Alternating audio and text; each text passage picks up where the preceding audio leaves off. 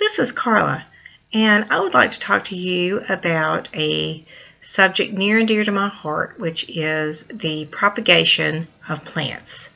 Propagation is explained and defined in the Encyclopedia of Plants as the increase or the multitude of plants to perpetuate a species. And this book was written in 1936, as I cited earlier, by multiple people, and is a wonderful resource for learning how to propagate plants and just learning about plants in general. But today we're going to be talking about the Ficus benjamina, which is a plant that I have had again since I was 19 years old. It started out as a 4-inch plant and has since grown into a 5.5, 6-foot plant, which I have had to repeatedly prune.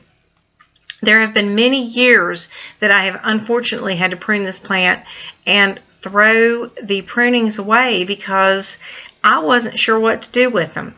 And then finally I decided, I'm going to look and see if there's anything I can do, because people would always comment on how beautiful this tree was and how they would love to have a tree like that. And I thought, well, there's got to be a way that I can share this tree with them. And so I went online and I found several sources that taught me about doing a propagation for my Ficus benjamina.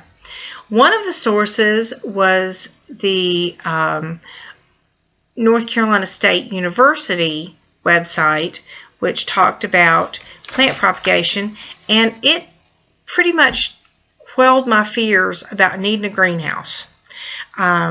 It said, you don't need a greenhouse. You don't have to have a greenhouse. It's not necessary for successful propagation.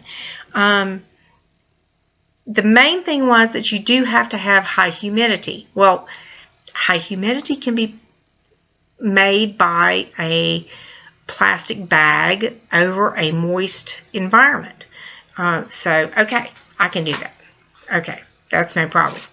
One of the websites was talking about how these weeping figs produce prolifically by seed, but it required a parasitic wasp to do that. Well, I'm not doing a parasitic wasp.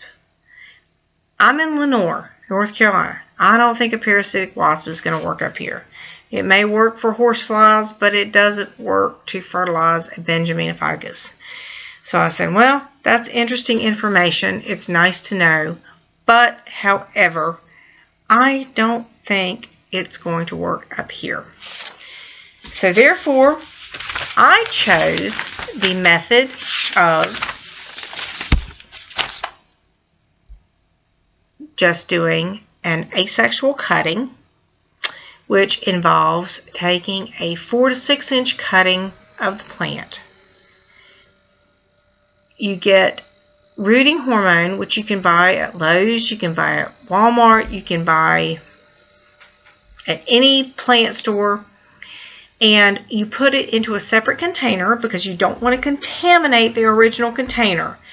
You've got to remember that when you take a rooting hormone and you expose it to a specific DNA of a plant, you don't want to introduce that back into your rooting hormone, because if you want to use your rooting hormone for another plant down the road, you don't want the DNA from the original plant to be in there.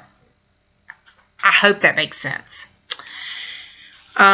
So once you have introduced the rooting hormone to your plant stem that you have cut from the original plant, you want to tap it off and you want to put it into a hole that is about 2 inches deep. Firm your rooting media, your dirt around it, and you're going to find a lot of different ideas on what the ideal rooting media is. It might be peat moss mixed with sand. It might be orchid bark mixed with this and that and the other. I use Miracle-Gro. I'm just telling you. I use Miracle-Gro. Pray over it. If it's going to grow, it's going to grow. So there again. You take your plastic bag, your 1 gallon Ziploc baggie, you put over the top of it. You make sure that you watch it every day to make sure that it's not getting too much moisture. And too much moisture, you're going to be obvious. It's going to start looking damp, moldy, icky, and you're going to want to take that thing off and let it air out. And that's exactly what you need to do. So you take it off, you let it air out, and then you put it back on. And after about 8 weeks, you're going to gently tug on that plant. And if it gives you a little bit of resistance, yes, you've got roots. If it pops right out of the soil, daggone it, it failed. Such is life.